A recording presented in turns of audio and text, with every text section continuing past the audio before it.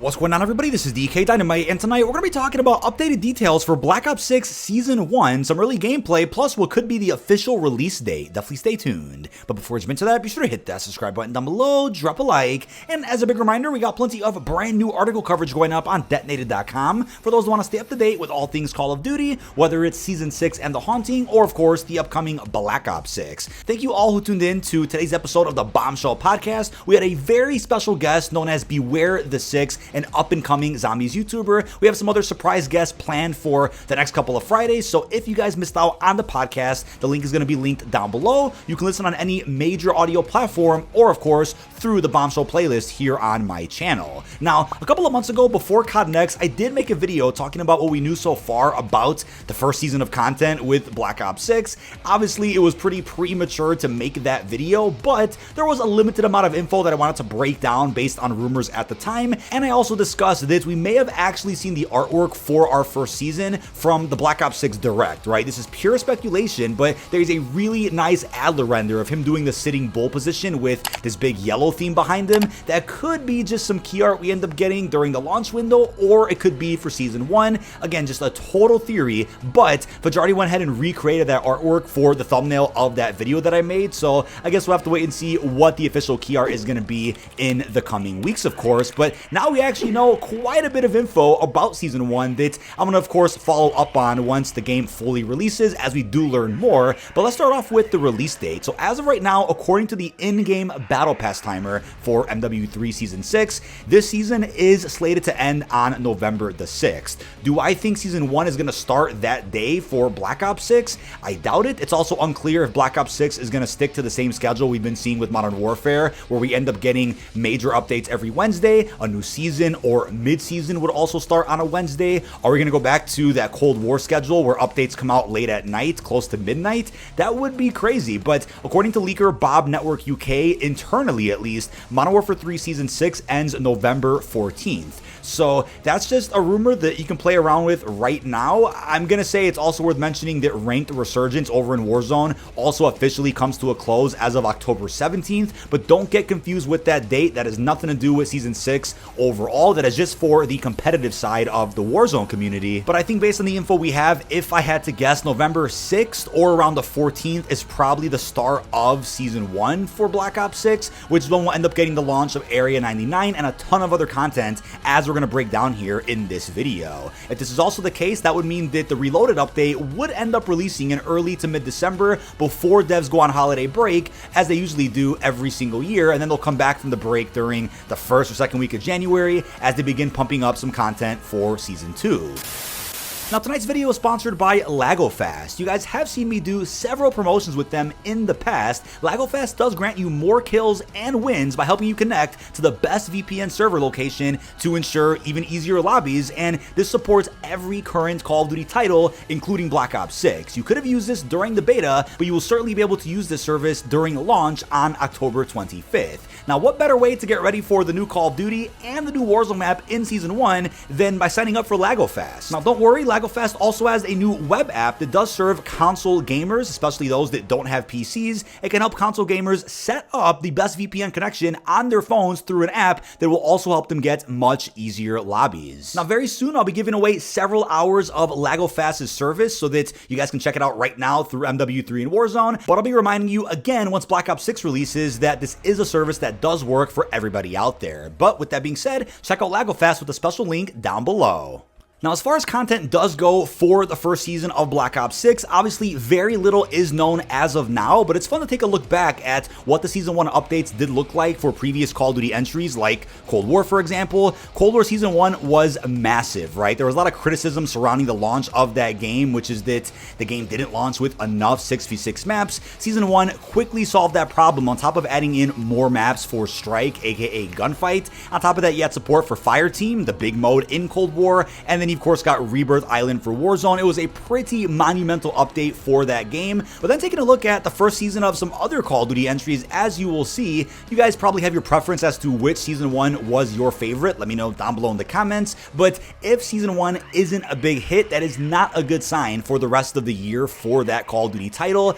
Although there are examples where multiplayer just didn't get that much love in Seasons 1 and 2 for MW2, but then with Season 3 and onward, multiplayer ended up getting some pretty healthy content. But it's like I always say, every update is important, but there's something real special about the launch window and the first season of a Call of Duty lifecycle, because that really sets the tone for the community reception throughout most of the year, and also starts setting the bar for what updates to expect every time new DLC drops. But when it comes to the first season of Black Ops 6, they've obviously had more development time to work on this game, and Treyarch's obviously working on more than just 6v6. Thankfully, Raven handled the campaign so that Treyarch's full focus was on multiplayer and zombies, but Treyarch does more than 6v6. I wouldn't expect just about as much 6v6 support as Sledgehammer gave MW3, just because Treyarch also has to work on ranked. They're going to be working on gunfight, maybe even a big mode like for Fireteam or Combined Arms, on top of zombies of course, but they already mentioned that ranked play for multiplayer does launch with Season 1, the earliest that ranked has ever released, on top of the fact that Urzikstan Battle Royale ranked from Treyarch is also coming out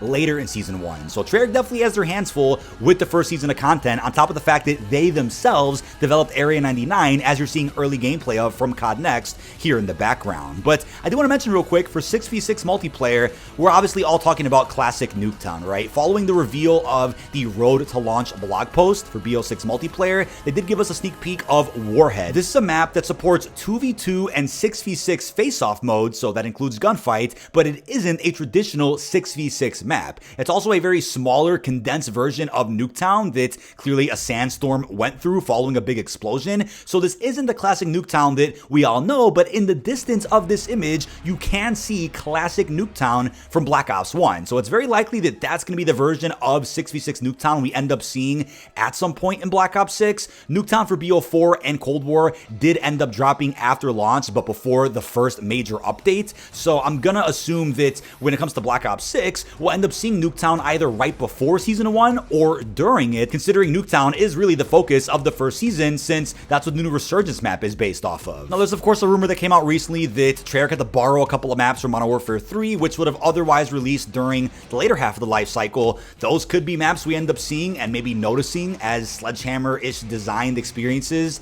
during the BO6 post-launch. That's of course an unproven rumor, but as of now, it's also been leaked out that several remastered maps, like the ones you see on screen, are apparently also coming to Black Ops 6 at some point. Expect any of these, such as Firing Range, to also be added during the first season. What's also really exciting is that when it comes to zombies, we're reportedly getting a new round-based map before the end of the year. Now, considering Season 1 is the only season before the end of the year, that means we're getting a new zombies experience for the first season. Will it be at the beginning of the season or with Reloaded? That remains to be seen. If I had to guess, they'll probably save it for December with Reloaded, just because that's quite a bit of content to drop in just a span of like a month. If you launch the game with 2 maps and drop one more just about 4-ish weeks later. We're also going to be seeing the guided mode added to Liberty Falls and Terminus. This will of course walk you through the Easter egg in, yes, a guided / tutorial type mode. It's going to be crazy, but this obviously won't be a mode that supports the DLC 1 zombie map, at least not until what I'd assume is a couple of weeks after the launch of that experience. Now, as of now, we can keep speculating what other types of content we're going to be seeing in Season 1. Obviously, we'll see plenty of ranged weapons,